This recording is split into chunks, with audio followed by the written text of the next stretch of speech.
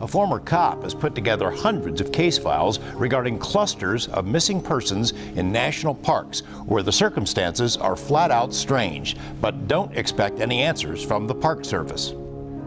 At the end of the night, I was staying in a motel off the government or off the Park Service land. I get a knock on the door.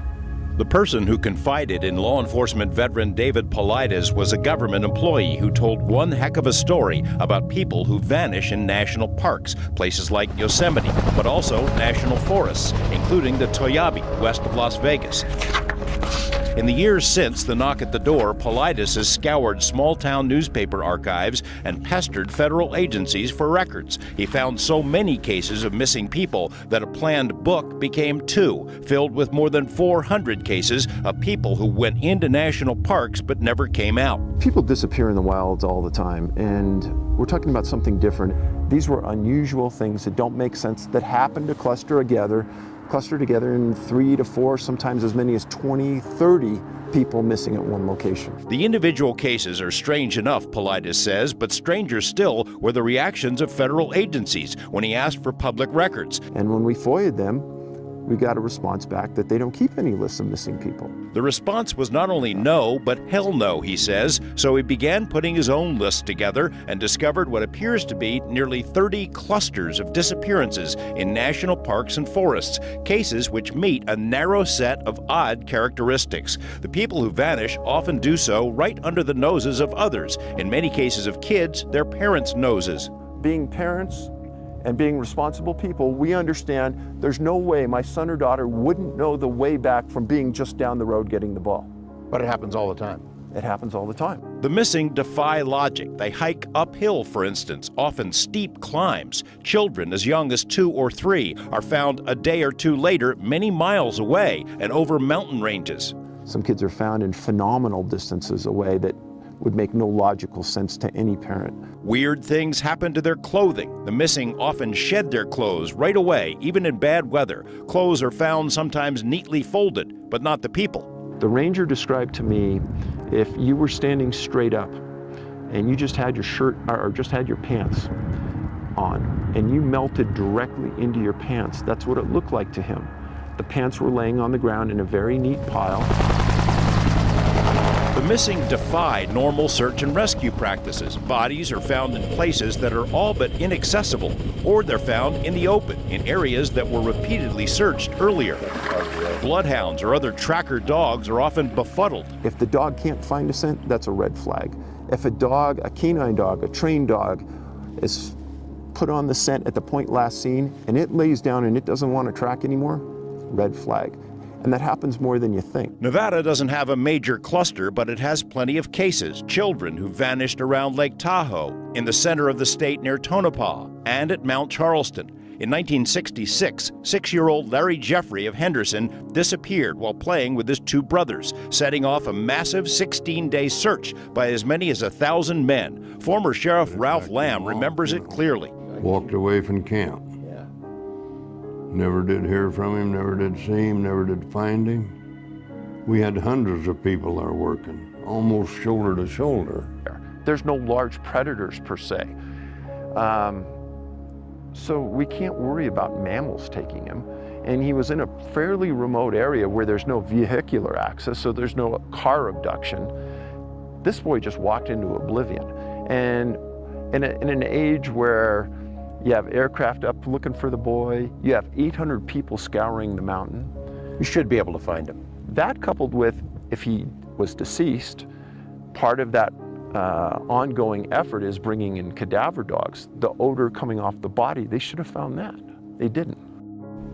Other aspects of this mystery are even more bizarre, though difficult to explain in just a couple of minutes. Example, many of the vanished who are found alive are kids, too young to speak, or kids who can't communicate because of disabilities. Some who are found alive say they can't remember what happened to them. In his books, David Paulides reports on why some obvious explanations simply don't apply here, but he stops short of giving his own theory or explanation.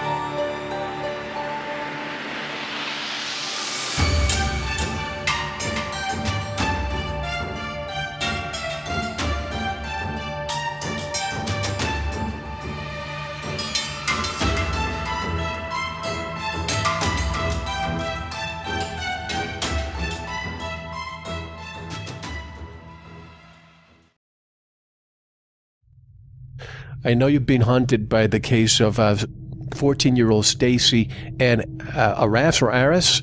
Can you explain? Yeah, Stacy was 14 when she went on a horseback trip with her dad and 7 other people in the Sunrise Meadows area up in Yosemite. And what happened was that her dad, her, and this group of people all got on horses, and they rode for 6-7 miles into the backcountry. They stopped at a series of small cabins, and they all got out and they went in and cleaned up.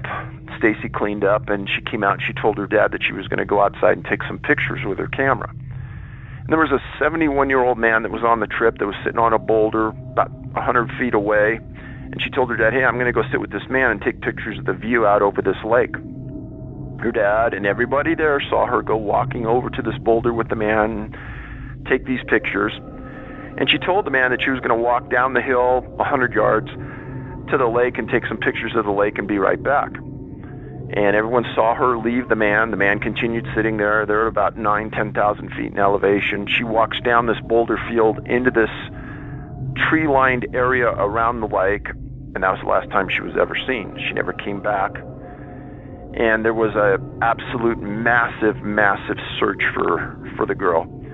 She actually lived in the community next to where I lived. At the time, I was living in Los Gatos, California. She lived in Saratoga. So this case was close, and it bothered me a lot. And the more you hear about this, the more it's going to bother you. So the search, all they found is they found the lens cap from her camera just inside the tree line from where she walked in to the area by the lake.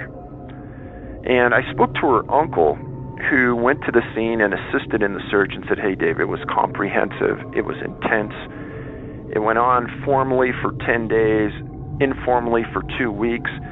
They brought in helicopters with forward-looking infrared radar. They brought in umpteen dozens and dozens of professional search and rescue people.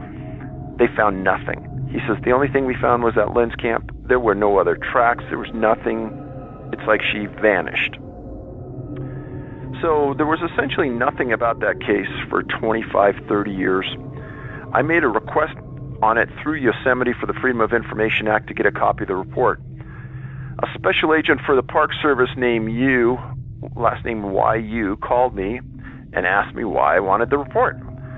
And I explained that we were doing some research on search and rescue, and we specifically were looking into people who disappeared at Yosemite, and we wanted to see what in the report there was there. And he said there was nothing there.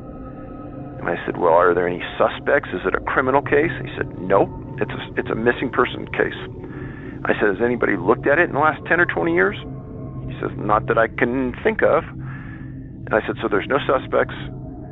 There's no work done on the case. She hasn't been found. Correct. I said, okay, well, could you send me a copy of the case? He said, nope. I said, why not? He says, because it's an open case and you'll never see it. I said, but we've gotten dozens and dozens of missing persons cases from the Park Service. Why not this case?